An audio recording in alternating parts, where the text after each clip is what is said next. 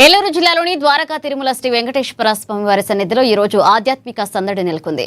ఇక ఏపీ ప్రభుత్వం నూతనంగా నియమించిన దేవస్థాన ధర్మకర్తల మండలి సభ్యుల ప్రమాణ స్వీకార కార్యక్రమం వైభవంగా జరిగింది. ఆలయానికి తూర్పు వైపున ఉన్న అద్దాల మండపం పక్కన ప్రత్యేకంగా ఏర్పాటు చేసిన వేదికపై ఈ కార్యక్రమాన్ని చేపట్టారు. ఈ కార్యక్రమానికి ఎమ్మెల్యే వెంకటరాజు, తాడేపల్లిగూడ ప్రముఖులు బుల్లిశెట్టి శ్రీనివాసరావు ముఖ్య అతిథులుగా హాజరయ్యారు.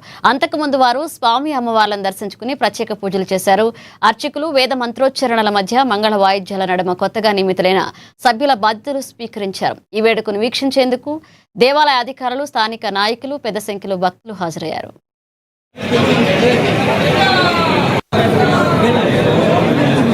టెంపుల్ కి అనువుగా ఉన్న ప్రతి రోడ్లు కొత్త రోడ్లు పోస్తున్నాం.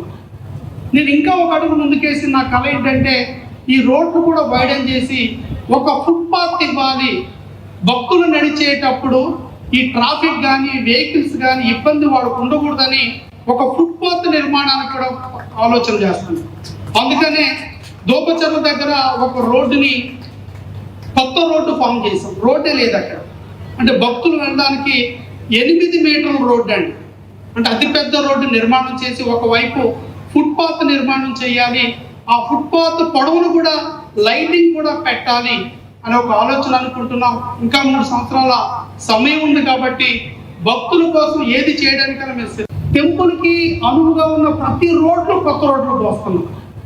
నేను ఇంకా ఒక అడుగు ముందుకేసి నా కళ ఏంటంటే ఈ రోడ్లు కూడా వైడన్ చేసి ఒక ఫుట్పాత్ ఇవ్వాలి.